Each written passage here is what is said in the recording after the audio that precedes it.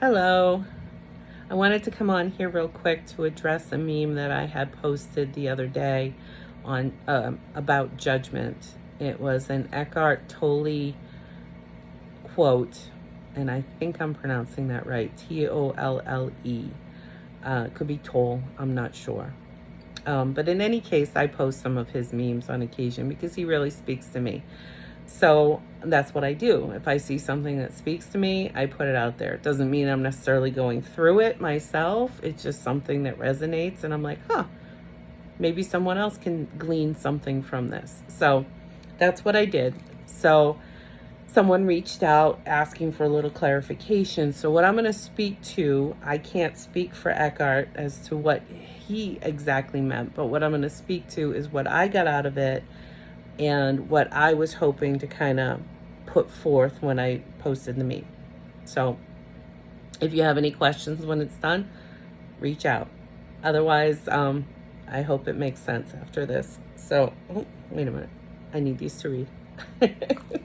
And I apologize for the lighting, but it is nighttime and the lighting's not that great.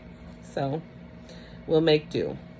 So the meme says, judgment is either to Judgment is either to confuse someone's unconscious behavior with who they are, or to project your own unconsciousness onto another person and mistake that for who they are. Okay.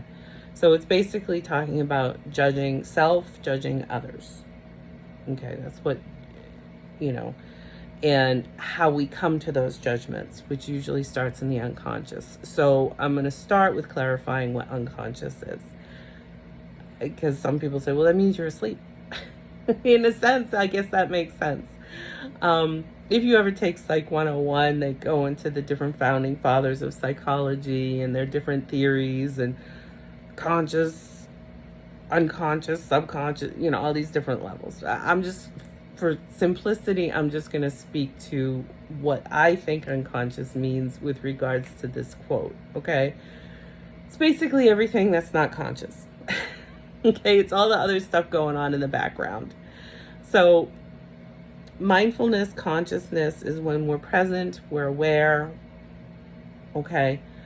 And statistics say we're only really mindful of about 12% of what's actually happening within our brain at any given time, okay? There's always going to be outliers, okay? There's always going to be people that have different numbers, okay? So from whoever they were pulling this from, that's what they came up with, which means about 88% of what the brain is doing, and the brain never stops.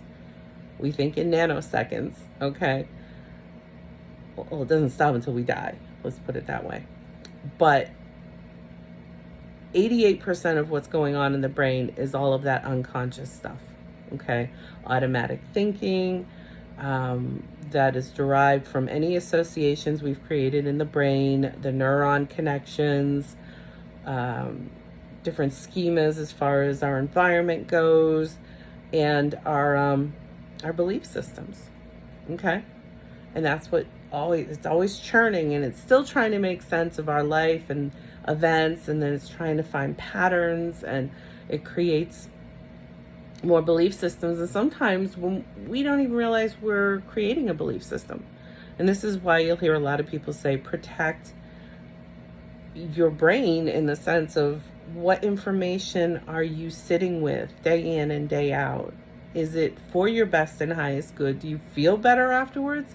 Because if you're inducing a state of fear by watching things that induce fear, then maybe we should shut it off, especially if it's things we can't do anything about, okay? It's one thing if there's things that you can actually take action on and create in your own life for the better, or the betterment of yourself or of your environment, your family, whatever the case may be. But if it's things that you have no control over and all you're doing is taking in information, and this is a thing in this day and age, okay? It's like, to what end? To what means, right? What is the purpose of knowing that if you could do nothing with it other than fret about it? Okay. I'm not saying bury our heads in sand, okay? Be informed and then step away, okay? Because balance comes in all shapes and sizes.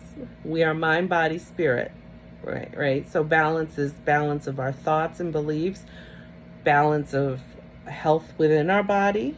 That's our body because it encompasses our excuse me, our mind and our spirit, which is our emotions, okay, our essence, depending on what you believe. But in any case, what happens to one of those aspects of ourselves impacts the other two always, okay? So if I feel a certain way emotionally, it's going to impact my thinking, okay? If I'm fearful, I might go down a rabbit hole of all the things I should be fearful about.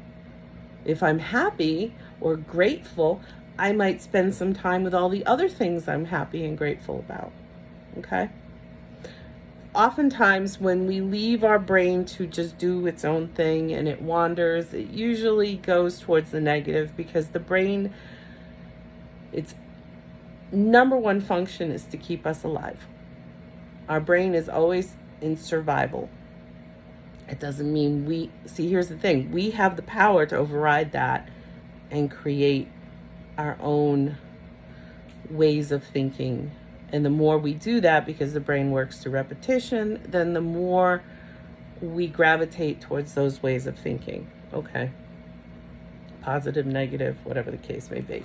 So when it's talking about unconscious, it's talking about all of the, at least in my opinion, all of the behind the scenes stuff that's going on, okay? And sometimes we're not even aware of the belief systems that we hold until we actually start paying attention to the automatic language or the things that if we listen and tune in, the way we talk to ourselves. Okay. I experienced this one day. Well, I'm not getting into it. I'm going to try and keep this short. In any case, so we can oftentimes confuse who we think we are with how we believe and what's happening in the back of our head, okay? And oftentimes there becomes a dissonance from our conscious and our unconscious, okay? Because our conscious, like I said, can override our unconscious.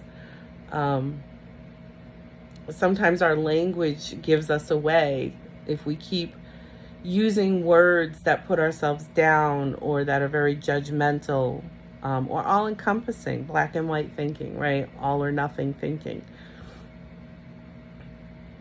And yet, if someone challenges that, we might say, no, I don't believe that way. Well, your language says otherwise.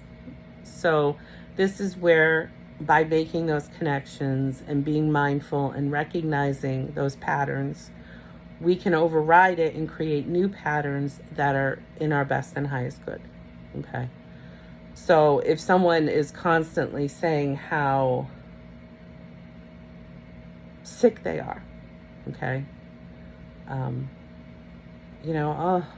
I'm always sick. I don't feel good. I'm old, or I'm this or that. I mean, I felt older at age 20 than I do in my 50s, in all honesty. So I'm just saying, how we feel has a lot to do with what we're going through at any given time. So at no point here when I say how we think is going to override, sometimes we are sick and we do get older, but we don't ever have to identify in a certain way. Because when we identify as something, we tend to either live up to or down to that. So sometimes it is helpful to identify in a certain way. Like positive psychology will say, if you want to get into running or you want to be a runner, identify as being a runner, not as someone who's trying to get into running, okay? Because then you're going to live up to it. You're going to show up for what you believe, but we can all agree, I'm quite certain, that that can definitely go in the other direction as well. Well, I'm not good enough. Well, if you believe you're not good enough, you're not going to be good enough because you're not going to show up for it, right? So that's that that piece where it's talking about confusing your belief systems for who you are. If I've been told in my life that I'm bad or sinful or this, that, or whatever, and I mean, nobody's perfect. We're all fallible human beings. Nobody is perfect. Nobody. Okay? So, and usually the ones that pretend like they're holier than thou are the ones that probably need more help. Okay? Because it's just not healthy. Just own your fallibilities, because we all have them just by nature of being human. Okay? So, that aside. So if I have insecurities, or someone told me, well, you're not good enough, or I, through my experience, perceived that to be true, doesn't make it true, but it became a belief system through repetitive thinking, repetitive words, whatever the case may be. Because the brain always works through repetition, right? That's going to impact how I show up in life, because I'm going to then believe I'm not good enough, which most people can say isn't true for anybody. Everybody's good enough to go after their dreams, their goals, you name it. However, if they don't believe they are, that's that unconsciousness, they're going to not pursue their goals and dreams because they don't believe they're good enough. And that's that piece where it's confusing those unconscious belief systems or those unconscious behaviors as true and identify that way. Okay, so that's what that first part means. And quite truthfully, when we believe anything, it is always going to show up in our relationships until we heal that aspect of ourselves. If it's something that needs to be healed, sometimes we believe good things about ourselves, which is good, right? Good in itself is a judgment. I try to use positive, negative, right? Because what's good for one person may not be good for somebody else. Somebody else may see that as bad, even if it is just overall good. Like, say someone is jealous of someone else and someone is very successful, that's good, right? Most of us would agree that's good, but for that person, that might be bad because they were wishing really bad things for them, which is, I don't even want to put that in the universe. It's awful, but it happens. All right. Which I guess is a judgment. That's awful. I don't know. This is the thing. We're all living our own lives, and we're all doing the best we can, hopefully trying to do the best we can. But that's what that means. So the second part was, or to project your own unconsciousness onto another person and mistake that for who they are. So again, if we believe something really strongly, or if we have really bad insecurities, or strong insecurities, I should say. I gotta take my own medicine here. Then oftentimes we're gonna project that onto other people. Or if we have unhealed aspects of ourselves, right? We may assume the worst in others. So if let's put it this way, if you've gone through trauma in your life, however that may play out, and it's not been healed, and maybe it was trauma from another person that happened to you, emotional, you name it, it doesn't matter. I mean, it matters. I'm just saying for purposes of what I'm trying to communicate here. We don't have to go into details. If that's unhealed, I may treat every person as if they would also hurt me. Okay? Because that is that unconscious belief system of, I didn't expect that. It happened, therefore it can happen from anybody, and therefore everybody's guilty in a sense. And I'm not saying everybody does that. All right, I'm just using that as an example. Okay, not everybody who's traumatized projects that onto everybody. Okay, I'm just saying that that's one way that can play out. Another way can be, if I don't think I'm good enough, then there must be something wrong with them too, right? Another way it can play out is through association. So if, say, someone wronged me in a certain way, whatever that way may be, and I don't heal that, and there's someone else that shows similar signs, right? I may again assume, well, that person is this, that, or whatever, and make those judgments based on those unconscious belief systems or unhealed aspects. Okay, so those are just a couple ways that can play out. But it's the first one is more about self-identifying and how we judge ourselves. Okay, just because we think a certain thing doesn't make it true. All right, if I grew up with unhealthy parents who told me I was stupid or whatever, okay, and I then never went to college or did anything with my life because I believed it to be true, does that make it true? Sometimes we feel things so strongly that how could it not be true? And we see this play out globally right now, especially in like politics and other things. I see it so clear. How can you not see it? We almost think that they can read our mind because we feel it so strongly.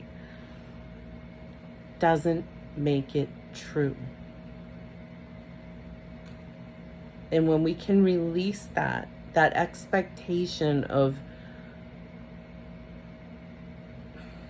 labeling and judgment and having to be right, which is ego-driven, then we can bring it back to a place that's so much more important.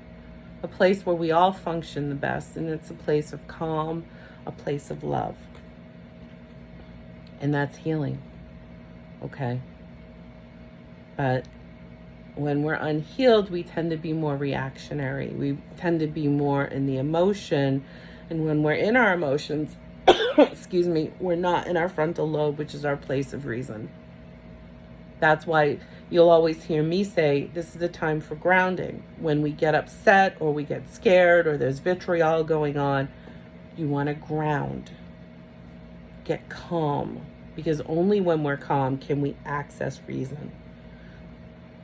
Most of hate mongering and everything else is coming from a place of emotion, which is not reasonable. It's not rational.